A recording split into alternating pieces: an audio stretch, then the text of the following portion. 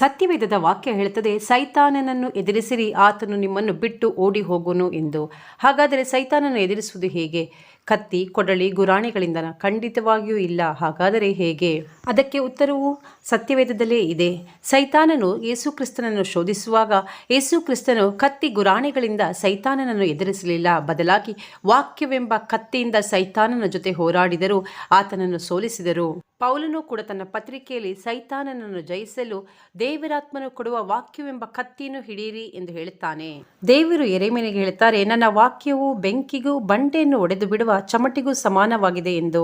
ಅದಕ್ಕೆ ಪೌಲನು ಹೇಳುತ್ತಾನೆ, ದೇವರ ವಾಕ್ಯವು ಸಜೀವವಾದದ್ದು, ಕಾರ್ಯಸಾಧಕವಾದದ್ದು, ಯಾವ ಇಬ್ಬಾಯಿ ಕತ್ತಿಗಿಂತಲೂ ಹದವಾದದ್ದು, ಪ್ರಾಣ ಆತ್ಮಗಳನ್ನು ಕೀಲು ಮಜ್ಜೆಗಳನ್ನು ವಿಭಾಗಿಸುವಷ್ಟು ಮಟ್ಟಿಗೆ ತೂರಿ ಹೋಗುವಂಥದ್ದು, ಹೃದಯದ ಆಲೋಚನೆಗಳನ್ನು ಉದ್ದೇಶಗಳನ್ನು ವಿವೇಚಿಸುವಂಥದ್ದು ಆಗಿದೆ. ಕ್ರಿಸ್ತನನ್ನು ನಂಬಿ ಆತನ ರಕ್ತದಿಂದ ತೊಳೆಯಲ್ಪಟ್ಟು ದೇವಮಗವಾಗಿರುವ ಪ್ರತಿಯೊಬ್ಬರನ್ನು ಸೈತಾನನ್ನು ಎದುರಿಸುವಾಗ ನಾವು ಹಿಡಿದುಕೊಳ್ಳಬೇಕಾದ ಮುಖ್ಯ ಆಯುಧ ದೇವರ ವಾಕ್ಯ.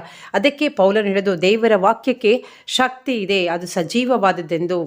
ಸೈತಾನನು ನೀನು ಸೋತವಳು ಎಂದು ಆಲೋಚನೆ ತರುವಾಗ ಯೇಸು ಕ್ರಿಸ್ತನ ಮೂಲಕ ನಾವು ಎಲ್ಲ ವಿಷಯದಲ್ಲೂ ಜಯ ತೆಗೆದುಕೊಂಡಿದ್ದೇವೆ ಎಂಬ ವಾಕ್ಯದ ಕತ್ತಿ ಹಿಡಿ. ಕ್ರಿಸ್ತನು ಲೋಕವನ್ನು ಜಯಿಸಿದ್ದಾನೆ, ಆ ಜಯ ನಿನ್ನದೇ. ರಕ್ಷಣೆ ಹೊಂದಿದ ಪ್ರತಿಯೊಬ್ಬ ದೇವಮಗುವು ಹೇಗೆ ಹೋರಾಡಬೇಕೆಂಬುದನ್ನು ಎಫೆಸದವರಿಗೆ ಬರೆದ ಪತ್ರಿಕೆ 6ನೇ ಅಧ್ಯಾಯದಲ್ಲಿ ಪೌಲ ವಿವರಿಸುತ್ತಾನೆ. ನೀನು ಕ್ರಿಸ್ತನಲ್ಲಿ ಬಂದ ದಿನವೇ ನಿನ್ನ ಹೋರಾಟದ ದಿನಗಳು ಪ್ರಾರಂಭವಾಗುತ್ತದೆ. ಅದು ಮನುಷ್ಯ ಮಾತ್ರದವರ ಸಂಗಡವಲ್ಲ, ರಾಜತ್ವಗಳ ಮೇಲೆಯೂ ಅಧಿಕಾರಗಳ ಮೇಲೆಯೂ ಅಂಧಕಾರದ ಲೋಕಾಧಿಪತಿಗಳ ಮೇಲೆಯೂ ಆಕಾಶ ಮಂಡಲದಲ್ಲಿರುವ ದುರಾತ್ಮ ಸೇನೆಯ ಮೇಲೆಯೂ ನಾವು ಹೋರಾಡಬೇಕಾಗುತ್ತದೆ. ಕ್ರಿಸ್ತನು ಈ ಲೋಕದಲ್ಲಿ ತನ್ನ ಸೇವಾ ಅವಧಿಯಲ್ಲಿ ದೆವ್ವಗಳನ್ನು ಬಿಡಿಸಿದ್ದು, ರೋಗಗಳನ್ನು ವಾಸಿ ಮಾಡಿದ್ದು ಕೇವಲ ತನ್ನ ಬಾಯಿಯ ಮಾತಿನಿಂದ ಅಷ್ಟೇ ಅಲ್ಲ, ಪ್ರಕೃತಿಯ ವೈಪರೀತ್ಯವನ್ನು, ಬೋರ್ಗರೆಯುವ ಅಲೆಗಳನ್ನು ನಿಲ್ಲಿಸಿದ್ದು ತನ್ನ ಬಾಯಿಯ ಮಾತಿನಿಂದ. ನಾವಿರುವ ಲೋಕ ಸೃಷ್ಟಿಯಾಗಿದ್ದು ದೇವರ ಮಾತಿನಿಂದ. ಹಾಗಾದರೆ ಆ ಮಾತು ಯಾರು? ಅದು ದೇವರ ವಾಕ್ಯವೇ. ಆದಿಯಲ್ಲಿ ದೇವರ ಬಳಿಯಲ್ಲಿ ಆ ವಾಕ್ಯವಿತ್ತು, ಆ ವಾಕ್ಯವೇ ದೇವರಾಗಿತ್ತು, ಆ ವಾಕ್ಯವೇ ನರಾವತಾರ ಎತ್ತಿ ನಮ್ಮ ಮಧ್ಯದಲ್ಲಿ ವಾಸ ಮಾಡಿದ ಯೇಸು ಕ್ರಿಸ್ತನು.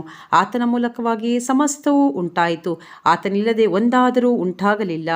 ಅದಕ್ಕೆ ಕೀರ್ತನಗಾರ ಬರೆಯುತ್ತಾನೆ, ತನ್ನ ವಾಕ್ಯವನ್ನು ದೂತರನ್ನು ಎಂಬಂತೆ ಕಳುಹಿಸಿ ಅವರನ್ನು ಗುಣ ಮಾಡಿದನು.